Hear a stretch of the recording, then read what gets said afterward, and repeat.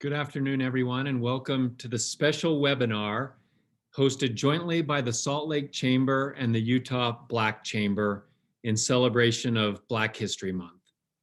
Today's discussion is focused on the history of racial justice issues, the resulting racial battle fatigue, and what businesses can take away from those lessons. We want to thank today's sponsor, Rio Tinto, who's sponsoring this and our other webinars, and for their support in helping Utah businesses become more aware and inclusive. Today, we're honored to have James Jackson III, the Executive Director and founder of the Utah Black Chamber, and Shawn Newell, the Vice President of Industrial Supply and the co-chair of the Salt Lake Chamber's Inclusion and Equity Council, who are hosting our special guest, Dr. William Smith, Professor of Education, Culture, and Society at the University of Utah.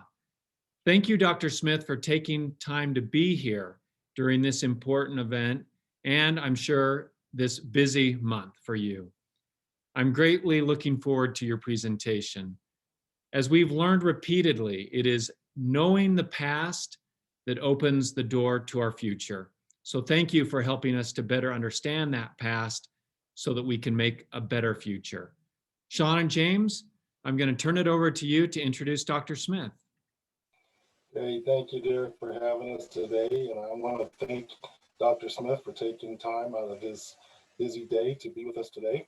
You know, there's a lot of discussions about diversity, inclusion, and equity in our business communities. And what we don't really understand is that a lot of times our employees and the people we're doing business with come to work every day carrying some hidden burdens. And these hidden burdens can become very cumbersome.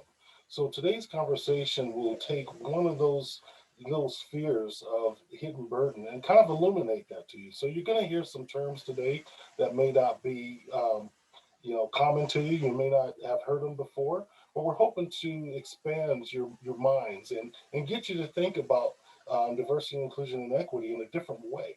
And this is just one pathway to that. So again, I'm so happy to have Dr. Smith here to share. And we look forward to your questions and giving you answers to your questions as we move along. So first, I want to make sure that you know a little bit about Dr. Smith. He's a full professor and department chair of Education, Culture, and Society at the University of Utah. He also holds a joint appointment in the Ethnic Studies program there at the university as a full professor. He has served as an associate dean of diversity and access and equity in the College of Education, as well as a special assistant to the president as the NCAA facilities faculty athletics representative. At the University of Utah, Dr. Smith has co-edited with a number of other folks the book Racial Crisis in America in Higher Education, the continuing challenges of the 21st century. And in this, he was able to illuminate some of the things that we learned today.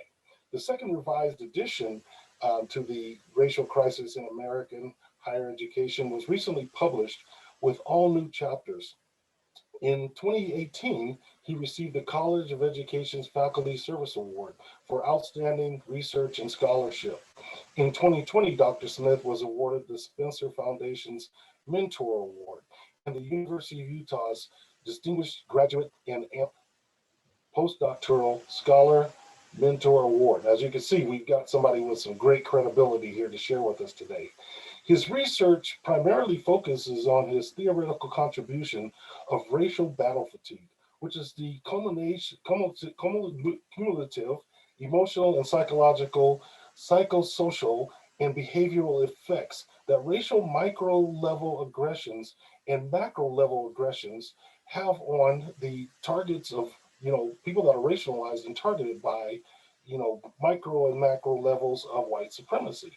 Dr. Smith's work has appeared in such prestigious journals as the International Journal of Qualitative Studies in Education, the Journal of Negro Education, Harvard Educational Review, Educational Administration Quarterly, American Educational Research Journal, the Journal of Minority Achievement, Creativity and Leadership, The Spectrum, the Journal of Black Males and the American Behavioral Scientist, to name a few. He has received his undergraduate and master's degree from Eastern Illinois University, and he has a BA in psychology and an MS in counseling psychology, and his PhD is from the University of Illinois at Urbana-Champaign. His educational policy studies and sociological and social psychology degrees of higher education also are part of his bio here. So with that, I want to make sure that we give him the time necessary to be able to share with us some information. And again, this is information that's probably new to you, and I hope it's exciting for you to be able to learn it. So Dr. Smith, please share with us today. Well, thank you so much for that, Shawn. I appreciate being here with you all. I'm going to share my presentation, make sure I have the correct one. So hopefully you see the one slide, not the slide deck, right? Okay, great.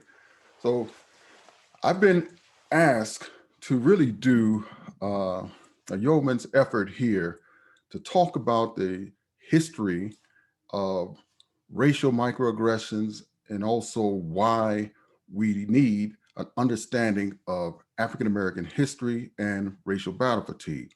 But before I continue, what I'd like to do is just recognize the fact that yesterday we went over 500,000 deaths due to COVID-19. So I know that has impacted all of us. Some of us might have gotten sick. Our family members or loved ones may have caught this terrible virus, and then obviously many lost lives. So I want to pay special attention to those people who have suffered under this virus. With that, I have a few goals for this presentation. One, I want you to obtain an understanding of the foundations of racial oppression and how it operates to cause racial battle fatigue. I want to present a defensible argument grounding in and for Black history. My hope is that you will acquire a deeper understanding of what racial micro-level aggressions are and how they impact targets of white supremacy. And I want you to learn how events cause biopsychosocial trauma, which leads to racial battle fatigue. What are the strategies for changing the culture of institutions? So those are my goals. Hopefully, if I'm successful, I can do that within an hour's time. I'll try my best to expedite this presentation and make sure that you get all that I have to offer. But I would be remiss if I didn't pay due respect to my parents. My mother was a Chicago public school teacher, and my father was one of the bodyguards for Reverend Dr. Martin Luther King Jr. Reverend King appointed my father to be chief of security for Operation Breadbasket, which is called Operation Push today, and that's been under the leadership of Reverend Jesse Jackson. As I mentioned, my mother was a Chicago public school teacher for about 30 years, and she was able to retire with her sanity. So I'm very grateful for the fact that I've had parents who've guided me and inspired me, but my mother was critical in my foundation and my early desire to think about psychology, and also my pride as a descendant of Africans. What she taught me was racism is wrong, and we have to prepare ourselves to change the world. And as I mentioned, Reverend Jesse Jackson was influential in my background and also with my father. And as my bio said, I was a student at Eastern Illinois University, where my freshman roommate and teammate was Sean Payton, who is also the head coach for the New Orleans Saints that you see here. Now, part of what this presentation is going to do is hopefully answer the question, why do we need Black history? Why do we need Black History Month? That tends to be a question that oftentimes comes up. Now, Carter G. Woodson was the person who gave us Negro History Week, which expanded later into Negro History Month or Black History Month.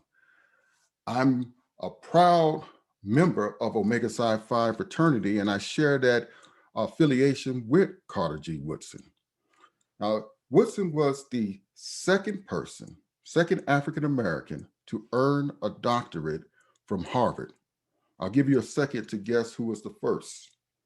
He was the person who founded the Association for the Study of Negro Life and History in 1915 in Chicago. And as I mentioned, he was the founder of Negro History Week.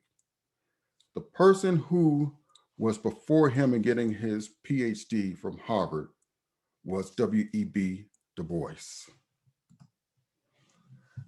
Now, I often say a racist telling of history can make a person falsely believe they are superior. An accurate telling of history has the ability to heal and inspire. So let's start with a difficult part of this country's history. Much of what we learned as people, as citizens in this country, was based in scientific racism. Now, although I have a picture here of Dr. Cartwright wasn't the first person who started this scientific racist mindset and scholarship on what he felt like were lower and lesser beings, those who were African and those who were indigenous to this part of the world. Dr. Cartwright came up with a term called drapetomania. Now, drapetomania was a mental condition, a mental illness that was diagnosed to enslaved people. If you tried to put them on equal level with whites, they would get this mental disorder and they would start to want to run away from enslavement, which Dr. Cartwright believed running away from enslavement indicated that you had a mental disease, a mental disorder. So he called that drapetomania. Now, this is what the diagnosis for, or the treatment for drapetomania was: whipping the devil out of them. You must whip the devil out of them. Likewise, he also described another disease, another disorder that pertained to why Black people were lazy and why they must be beaten. And in that disorder, he suggested that you would sprawl them out on the ground, lather them up with some kind of oil, and also whip them to stimulate the skin to make them want and be motivated to work, because that was the rightful place for Blacks. They were considered on a level of animals, that you must get animals to work. And that, as I mentioned, he wasn't the first. Some of the people that we hold dearly, many historians hold in high regard, had this kind of mindset. For instance, Thomas Jefferson. He said Blacks smell bad and were physically unattractive, required less sleep, were dumb, cowardly, and incapable of feeling grief. Advance it therefore as suspicion only that Blacks, whether originally a distinct race or made distinct by time and circumstances, they are inferior to whites in the endowments of body and mind. So this is Thomas Jefferson. So we must understand that there is a complicated history of people who we hold in high regard. Thomas Jefferson was a brilliant man on one end, a great writer, a great thinker, a great analyst, a great statesman, right? But on the other end, he was a racist, a white supremacist. He owned slaves. He did not emancipate the majority of his slaves, even his slave children, on his deathbed. Even his slave mistress, who he raped and had a child who looked almost identical to Thomas Jefferson, were not allowed to be freed. So this is also part of the good and the bad aspects of our history. As I mentioned, this is a long list in history of scientific racism. Charles Carroll in 1900 published a book called The Negro a Beast, or In the Image of God. You'll find in chapter 2, first page, where he indicates the white, the highest, and the Negro, the lowest of the so-called 5 races of men, present the strongest contrast to each other in their physical and mental characteristics.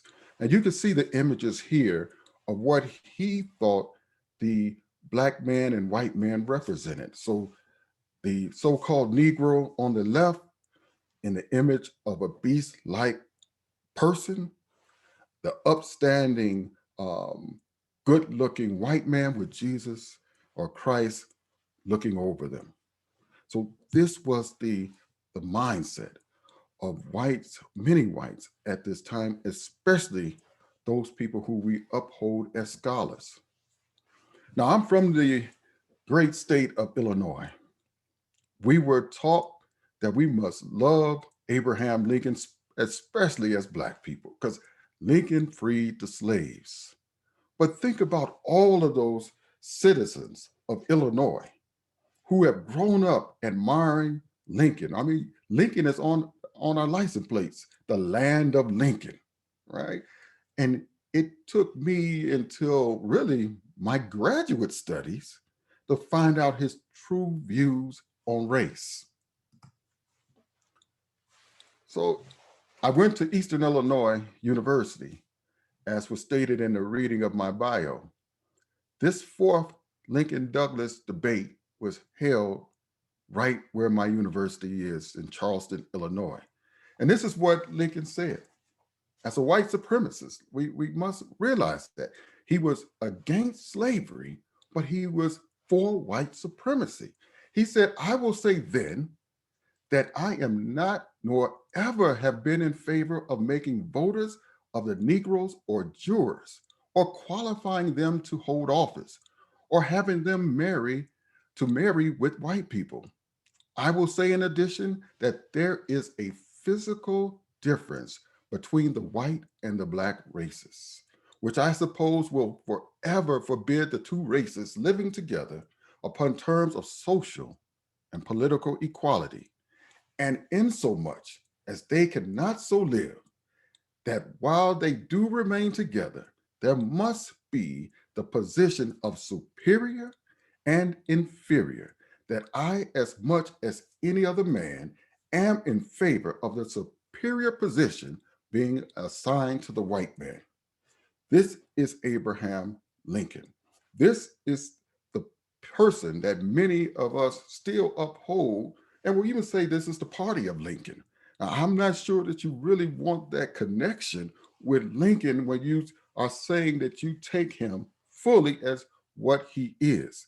So we really need to be careful with those who we celebrate and understand, while at one level, he did a good thing. And some people contest whether he had control over the Confederacy anyway to do the Emancipation Proclamation, because the Confederacy did a re-emancipation proclamation saying, no, we're going to keep our slaves, right? So we have to really clearly understand the person and their views. And Lincoln here, as he stated in this Lincoln Douglas debate, that he was for white supremacy. Many of us need to really have a picture of what this looks like. We know that in 1607, that was the founding of Jamestown. 1619 is the agreed upon year that Africans who were enslaved were brought to this part of what is now the New World, or the US. Now, I won't argue the year, because some scholars, some historians will maintain that, well, 100 years prior, there were Africans who were enslaved and brought to what we call now Mexico. And they're right. But for the sake of argument, let's just start with 1619, and let's say that is the starting date of the US, so we can paint this picture. So if we start from 1619 and we go all the way to 1865, we're suggesting that 61% of US history was under Black enslavement.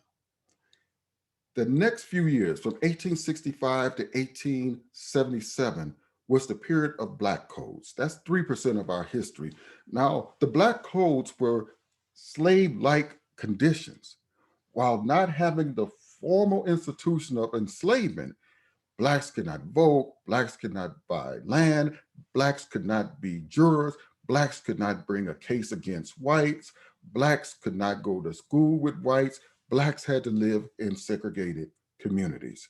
So it was near enslaved-like conditions. Following that was the Jim Crow period.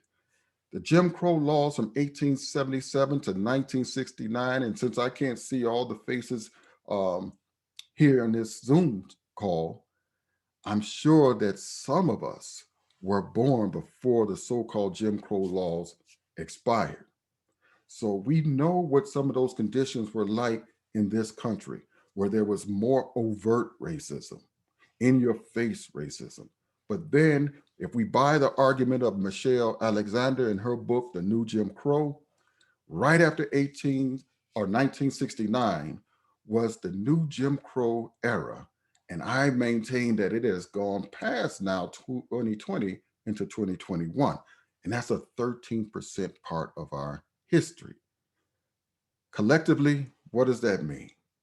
That we have seen 100% of our history under an anti-Black racial oppression.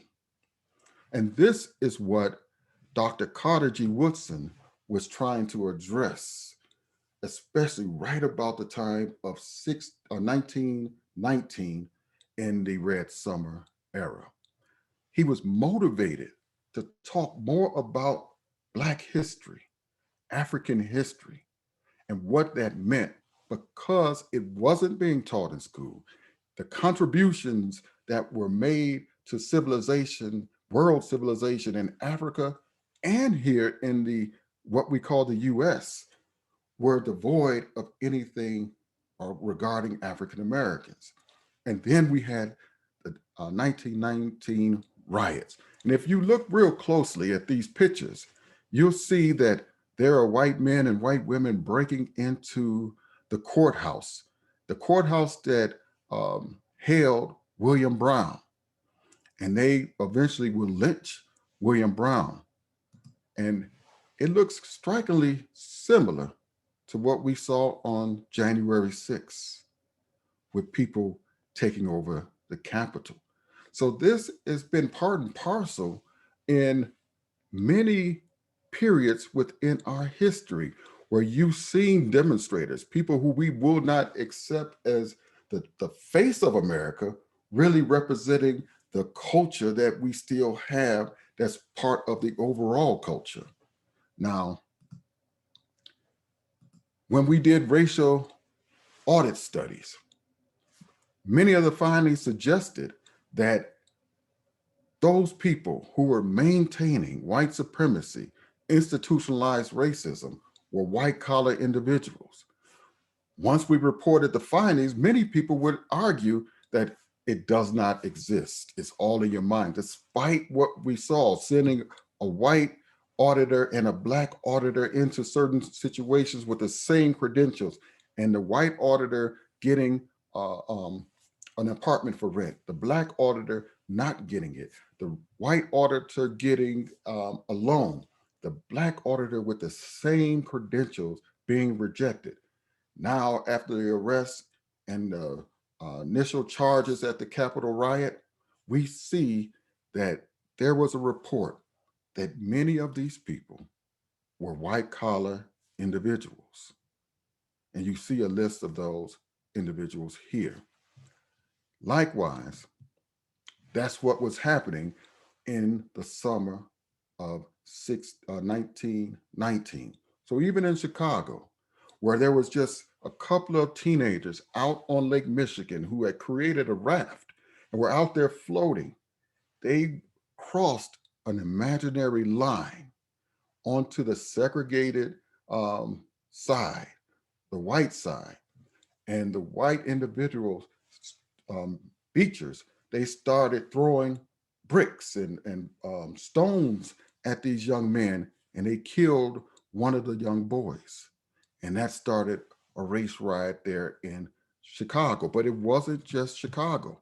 It was Omaha where they killed Black folks there as well. It was all over our country. Black men were being snatched out of their homes, beaten. And I won't show you all the images here because I don't want to trigger anyone who's watching. But this man is unconscious, and you can see that they still have bricks in their hands, and they're about to crush his skull. Demonstrations that whole year, even into 1920, were in every city almost in this country. Some of the cities that had riots during the Red Summer are listed here. And as you can see, Berkeley or Bedford County, Tennessee, Memphis, Tennessee, Milan, Georgia, Charleston, South Carolina, Putnam County, Georgia, Macon, Mississippi, Scranton, New Jersey. Now, we've heard a lot about Scranton, New Jersey in the media over the last year.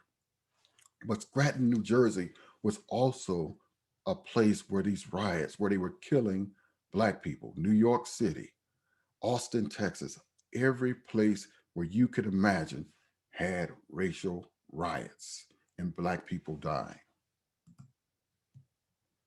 There were lynchings all across the country. This led Carter G. Woodson to maintain those who have no record of what their forebears have accomplished lose the inspiration which comes from the teaching of biography and history. Even schools for Negroes, then, are places where they must be convinced of their inferiority. So these schools that were set up for so-called Negroes at that time were projects to convince them of their inferiority.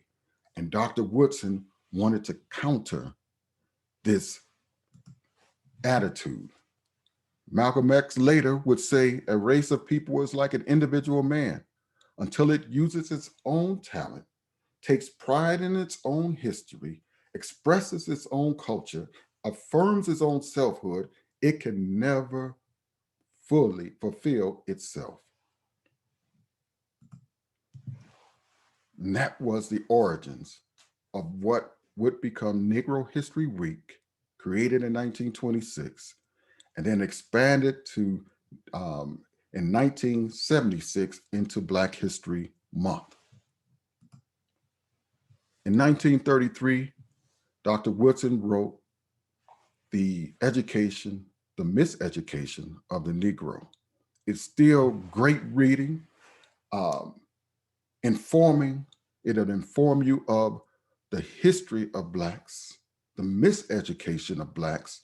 And if you just change the word Negro to African American or Black, it would seem like he wrote it yesterday. And that's the real unfortunate part of where we are since 1933 when he first wrote this book. It is still relevant reading. How does that get us to understanding what we're dealing with now? The picture here is of Dr. Chester Pierce. He received his medical degree from Harvard University, also received his undergraduate degree there. He played football, was the first Black to play football at Harvard, and played, I think, with Jack Kennedy's father. Dr. Pierce wrote an article that really was influential to me. Dr. Pierce, as a psychiatrist, understood human behavior. I was fortunate enough to have Dr. Pierce as my mentor, and he's the one who helped me move his research further into racial battle fatigue. But the line that really caught my attention was what he said here. The major and overriding psychiatric problem of the Black minority is the withering effect of racism, the withering effect of racism. Hence, the social, cultural, and community aim must be to dilute, undercut, and eliminate racism wherever and however it is located. And that has been my work for over 20 years, to try to dilute, undercut, and eliminate racism, but even more importantly, to expose the withering effect of it. So I believe that anti-Black racism is global, and it is a public health crisis. It's global because almost every society on every square inch of this globe has an anti-Black stereotype. And Blacks tend to be stratified at the bottom. And any racial mixture with Blackness and darkness seems to be stratified at the very bottom of every society. So what does that mean for my work? I define anti-Black racism as an injurious and specific stressor that pose violent threats to the biological, psychological, physical, cultural, and social health and the associated interlocking identities of the Black person. This means anti-Black misogyny, anti-Black misandry, anti-Black queerness, anti-Black homophobia, anti-Black class-based issues, and the list can go on and on. But the most important thing that we must recognize is that anti-Black racism is an act of violence. I'm gonna say that again. Anti-Black racism is an act of violence. The body codes racism as a violent act. Thus, it offers higher mortality rates and morbidity rates for the Black community and the Black person. And we must understand, when the body's under attack, a violent attack, it starts to die.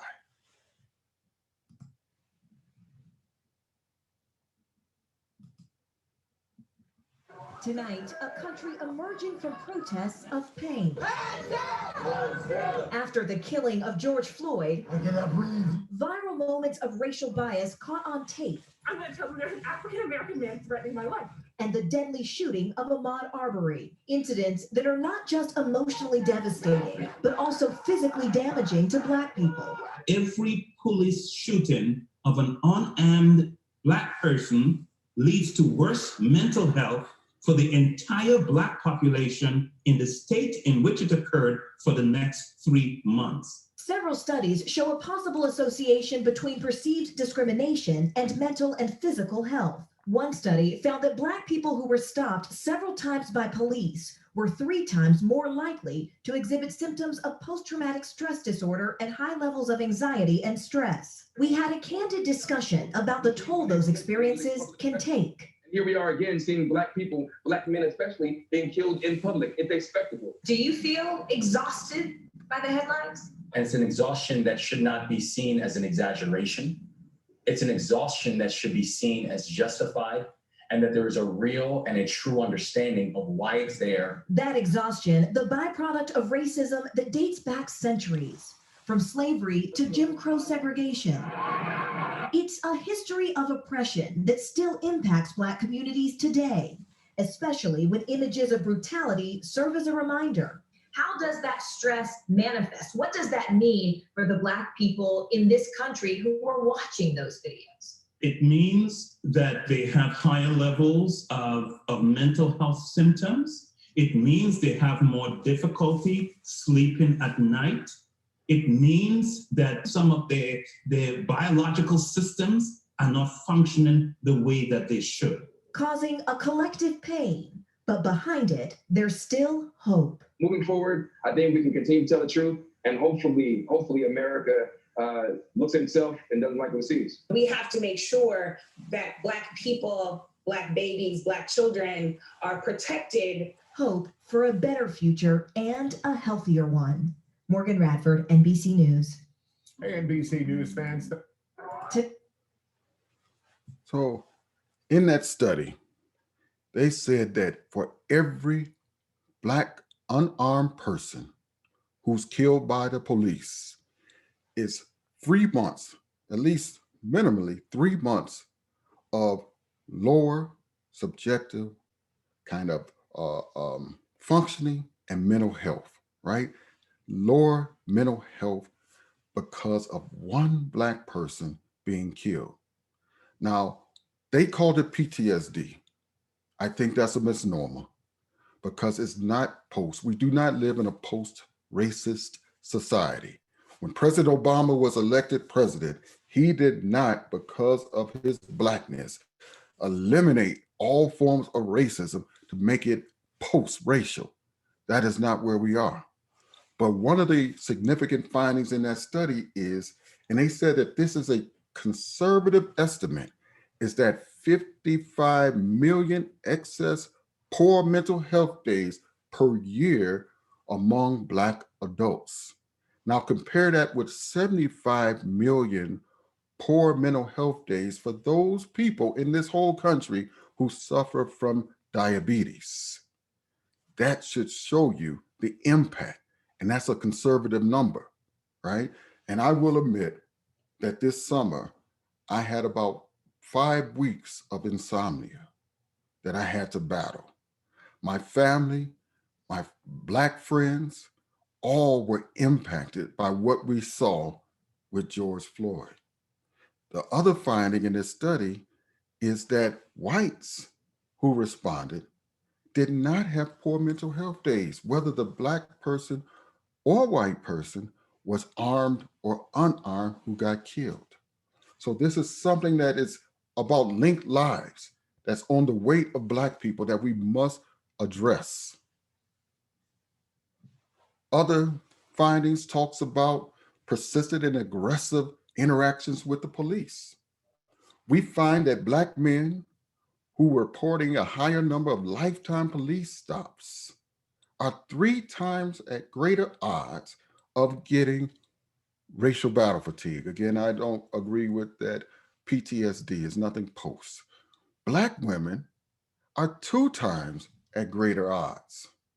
We must understand that racism is a violent act. Even with Black women who report daily racism, they're almost 3 times more likely to demonstrate lower subjective cognitive functioning. That means memory loss, Alzheimer. Doctors misdiagnose what's really happening to Black women who deal with daily racism. They might think it's some other problem, some other cause, when it's really daily racism. And equally as so, those Black women who reported feeling like they were dealing with institutionalized racism also suffered at an almost 3 times greater rate for lower subjective cognitive functioning. This is real, very real. And that brings us to my mentor's work, Dr. Chester Pierce, and how he labeled it initially offensive mechanisms, which I call offensive racist mechanisms in my work today. But he said, what the reader must bear in mind is that these racial assaults to Black dignity and Black hope are incessant and cumulative. Any single one may be gross. In fact, the major vehicle for racism in this country is offenses done to Blacks by whites in this sort of gratuitous, never-ending way. These offenses are microaggressions. He wrote those words in 1974. Today, we are in 2021, and we're still dealing with microaggressions. Some of those microaggressions that he said were incessant and cumulative. They were gross. There were offenses done to Blacks by whites in a gratuitous, never-ending way. They almost seem to be automatic, preconscious, or unconscious. Pervasive effects to stability and peace. I offer this. If you can name your pain, you can develop effective strategies for resistance and resilience. Dr. Monica Williams, who's a licensed clinical psychologist, she makes the argument that microaggressions are not many, M-I-N-I. They're not tiny, T-I-N-Y. They're not insignificant, but microaggressions, as I argue, are at a micro level. And her research suggests that microaggressions are definitely aggressive. And they reinforce a social hierarchy of the outgroup members to actually put them in a subordinate positions.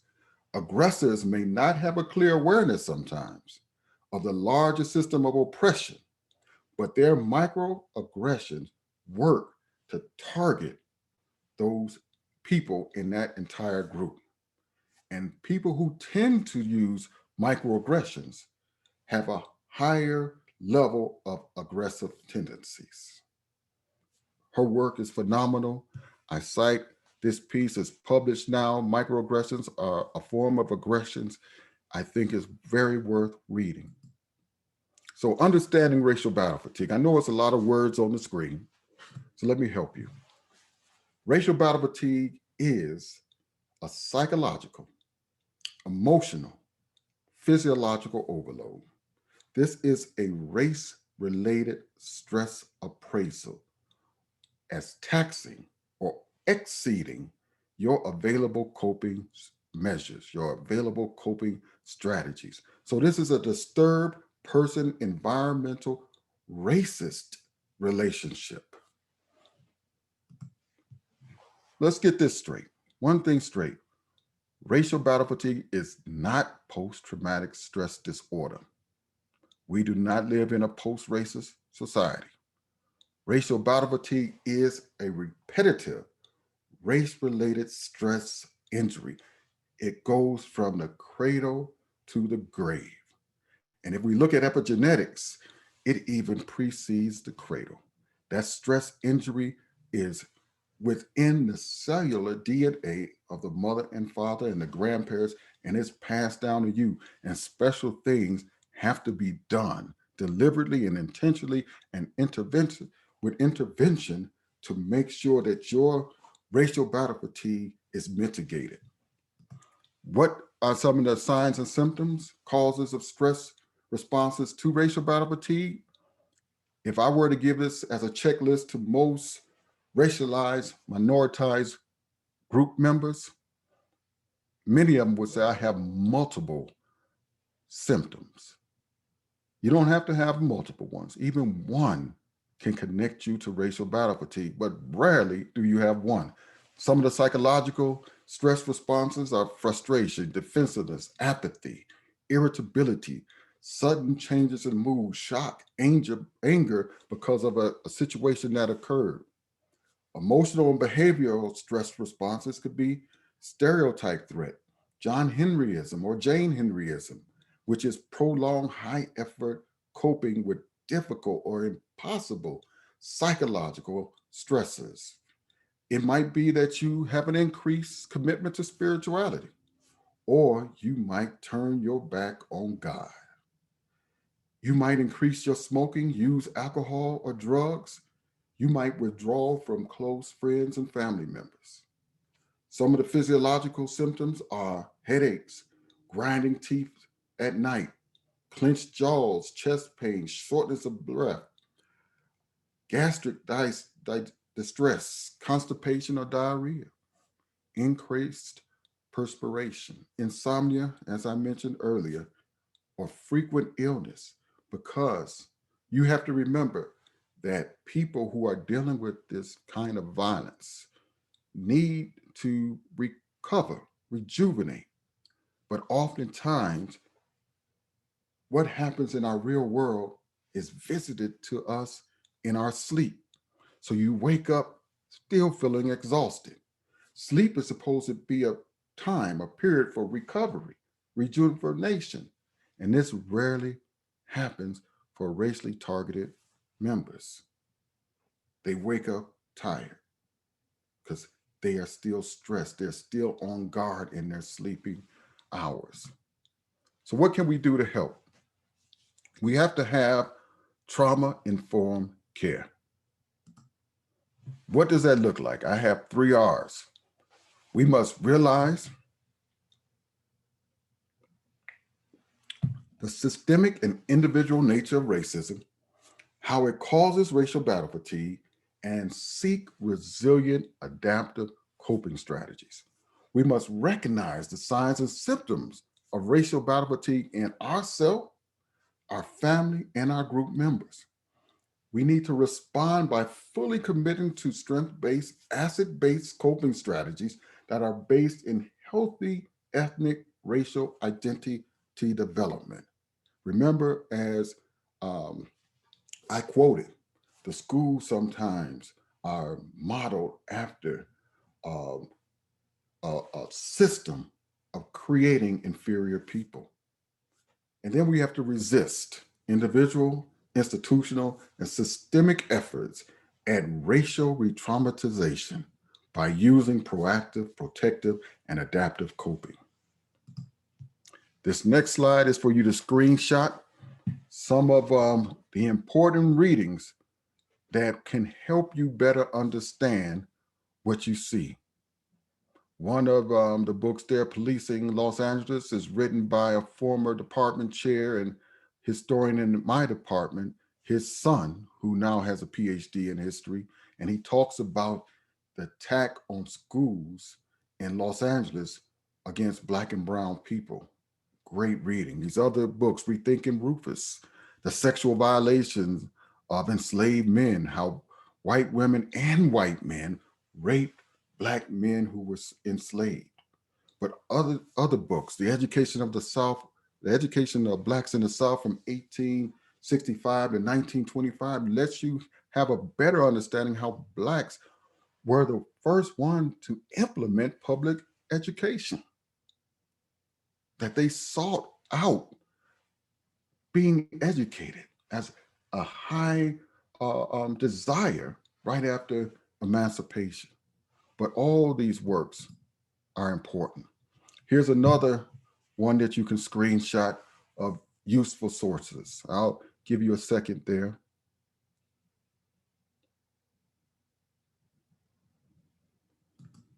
And another one.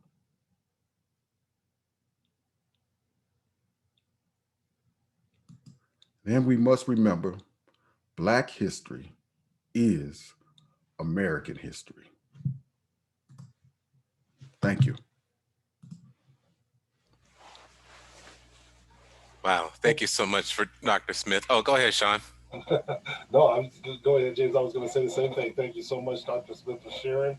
It's a lot to digest, but it's important information and learn, and it's so educational for those of us that have not understood, that this is an outcome. This is something that's an outcome of stresses that we still experience today, and for some of us every day. When you mentioned the dates for the Jim Crow laws, I remember that, and I explain that to people a lot of times. I was born in '62, so I was just on that back end of that, but I have family that lived in the South that had those experiences. So I really appreciate the content that you delivered to us today, and we look forward to having some more questions and answers. And I'll let James take over from here. Yeah, thanks, Shawn. And once again, Dr. Smith, thank you so much. You're such a wealth of information, and I'm thankful for the opportunity of the Salt Lake Chamber to allowing you opportunity to share with the broader community this information. Hopefully, the people who weren't able to attend will watch this recording over and over again. I do, and I can relate when it talks about the racial battle, when you talked about the racial battle fatigue, especially last year. Growing up here in Utah and with lack of diversity, usually the only one throughout my school, my childhood, right? The only Black person, and encountered so many microaggressions and a lot of biases that took place. People feeling my hair, like when I had hair. Pandemic took a lot of it away, all of it away, the rest of it, I should say. But I always had like a source to go back to, right? Calvary Baptist Church, where we all attended, was a great hub for me to kind of vent. And not really recognizing that it was the racial battle fatigue that I was experiencing. And then last year, I feel like I can tap into all three of those areas, the psychological, the emotional, and the physical. And it was a strange thing for me. I always felt myself as a strong person to manage all this. But in regards to this, now that people are aware of it, what should business leaders and colleagues do with this information and knowledge, particularly if they have, colleagues and business leaders like us that are around them? Right. Well, one thing that I found here, and I'm not going to say that it's everywhere, but I've found people who are really motivated for change, leaders who are want to know how to do the right thing, and that's the first stop. When you have somebody who's energized to say, "Look, I don't agree with this stuff. I don't agree with those people that were rioting against the Capitol. I want a change in our society where everybody can benefit." Those are the people that you definitely want to support. And when they do that, that means that we have to get them committed with the finances, the resources, and the people to be in place to help the institution change. Remember, one thing is really important, and I always use this quote. It's a saying that culture eats strategy for breakfast. I'll say it again. Culture eats strategy for breakfast. What that means is no matter what strategy you throw at a situation, if you don't change the culture of that institution, if you don't change the culture of that environment, right, strategies go out the window. You have to make a wholesale change of the culture, one that supports people from all type of backgrounds. So, and one of the other things is, unlike any other group, oppression against all other groups is highly correlated with more oppression for Black people. So if you're if you're homophobic, anti-queer, Black people tend to get the worst brunt of that, because your dislike for them visits Black people, because you're going to have anti-Black stereotypes as well. So we see from the research that any level of bias, even if you believe in a certain thing that is supposed to be positive, Dr. Yee, who did a study on the model minority myth, she was able to show that Asian Americans who hold that stereotype in higher degrees tend to have anti-Black stereotypes. Those who don't believe in it hold less stereotypes about Blacks. So that's what I'm saying. It is incumbent upon us to have allies from all groups, and then from the groups that are not part of the marginalized groups, to try to make change. Great, that's excellent. You mentioned about culture eats strategy for breakfast, and I love that quote. A lot of people come to me as a D&I practitioner, as they're trying to incorporate some diversity, equity, inclusion initiatives into their workplace. I always go to, well, it's not a human resources thing, it's overall culture of your organization. And a lot of the things they ask me, like, well, what's the first thing that we should do in order to um, update, to implement this culture? What would you recommend for companies, like when they look to change this culture to be more of an anti-racist, to be more aware of the racial battle fatigue? What would you recommend as their first step? Well, there is a learning process, right? You have to become more aware. So you have to realize that people's lives might be different than yours. Then you have to recognize that there are things that we have to do. And then you have to implement those things. So you have to become much more aware. You have to start to educate yourself. So for instance, Derek, Shawn, or James, you would not hire somebody for a position who did not have the requisite resume for that job. So you have to build, as a social justice advocate, you have to build your resume. So some people they get awareness, and they want to go right to action. And that's wrong. What you do is you have support systems in place to help you as you learn and become much more aware, so you don't jump from just awareness to action. You can't just, I know Shawn, he played for my home team, the Chicago Bears. He couldn't just jump from high school to the Bears. You had to go through college. You had to get some training. Then you had to go through training camp, right? And then you try to see if you can get a job. And that's what social justice advocates, anti-racist advocates, anti-oppression advocates must do. Become much more aware of the oppression that exists that you might not be part of. Great, Well, great. a big part of that too, you mentioned it in your presentation, is that resilience. The resilience to be able to overcome the barriers as an advocate that you will run into indefinitely. You know, it's just a part of the game. Right. You're going to have people saying, "Why are you doing this? Why are you having these discussions? What are you trying to do?"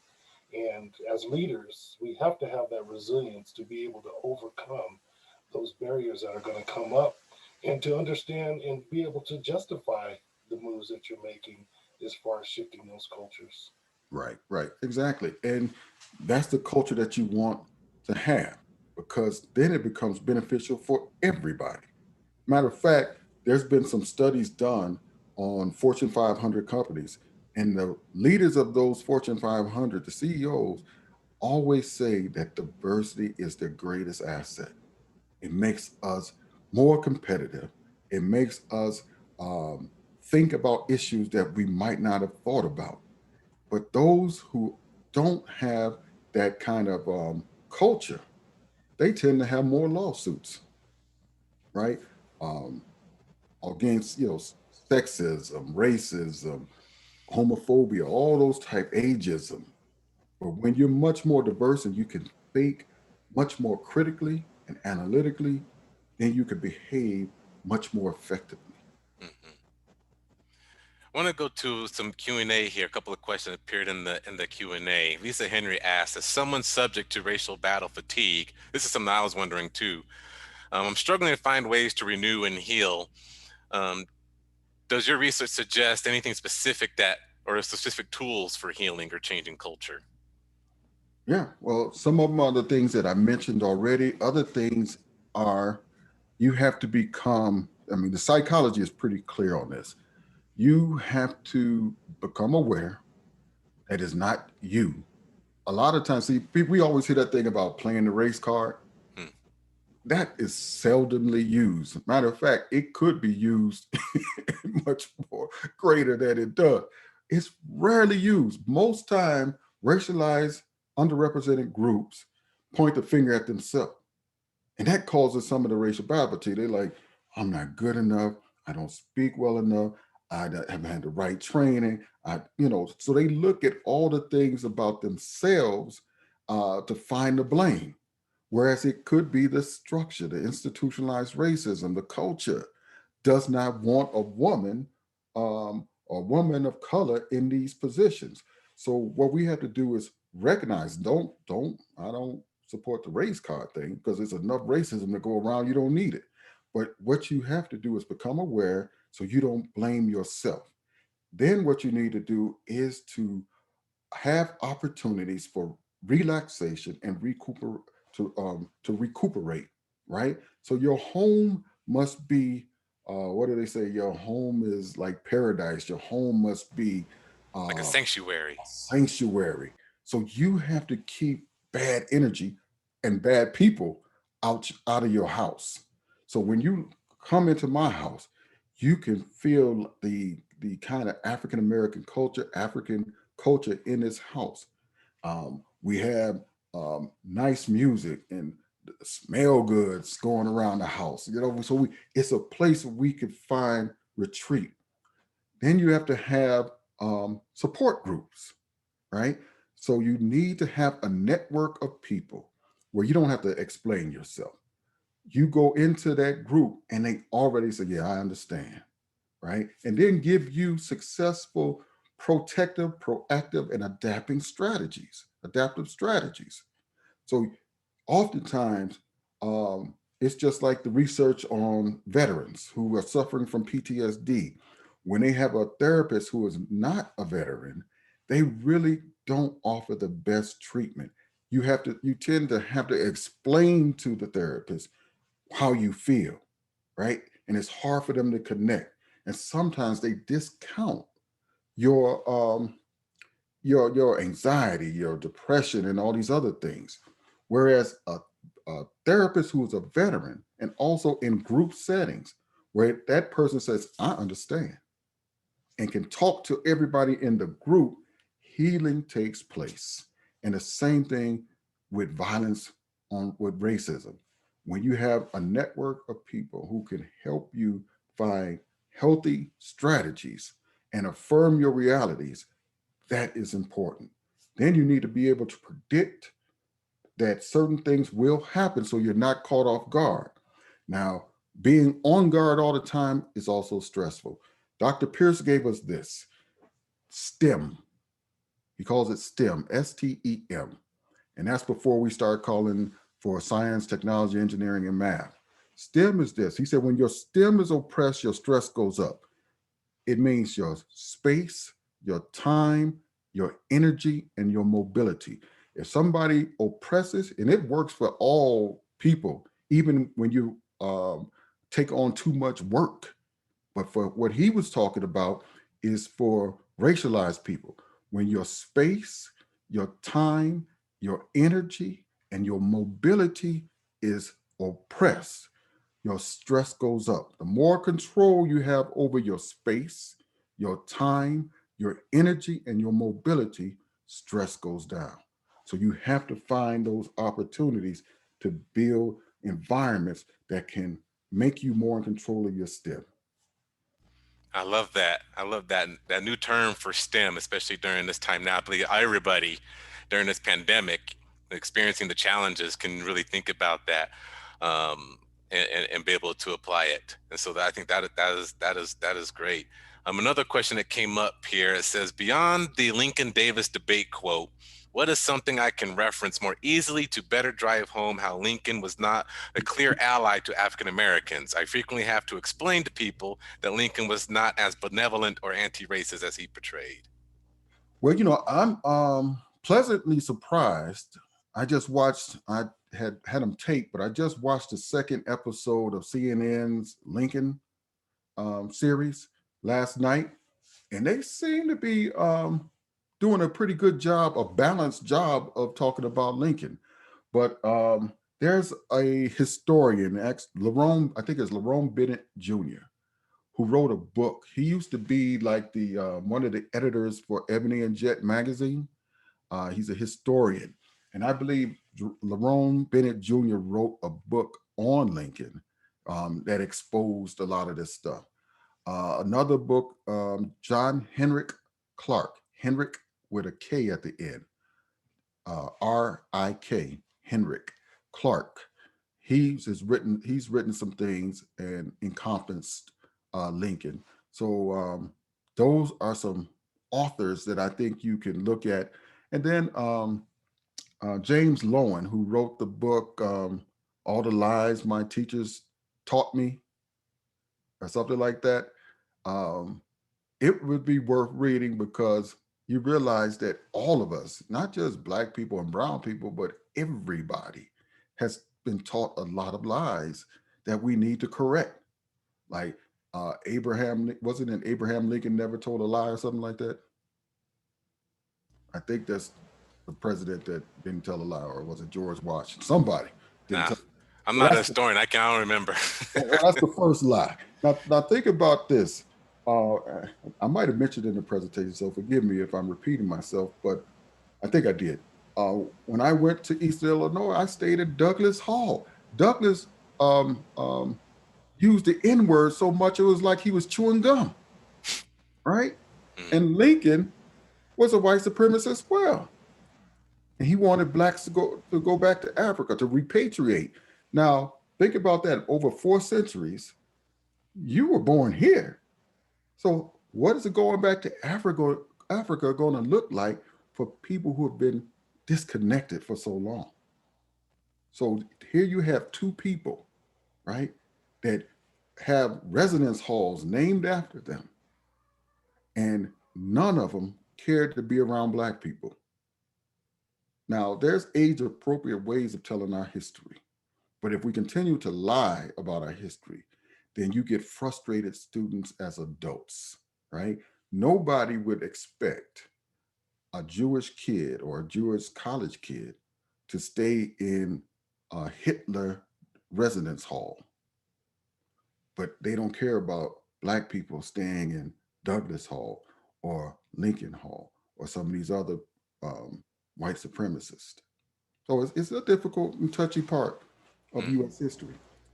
Yeah, great. Well, thanks for sharing. I'm sure we can address a lot more questions, and I'm pretty sure you're used to it because you provided your email address in the slide presentation. Of course, this is recorded as well, so you could be flooded with emails over the next few days, because I know we're way out of time here on some Q&A, but I appreciated the information that you shared. And thanks again for your being here with us. Shawn or Derek, do you have any other questions or comments you'd like to share? Just thank you, James, and a special thanks to Dr. Williams. Thank you for the information you've given us. Good information. I hope we can use it to act and be good. Thank you. Thank you. Thank you, Dr. Smith. It's been great to be with you. My pleasure. Well, thank you, everyone. And like I said, this presentation is being recorded. So you can find it up on the Salt Lake Chamber's website within the next couple of days. Dr. Smith, thank you again. And for everybody, bid you the rest of a good day and have a good evening. Thanks so much. Good night.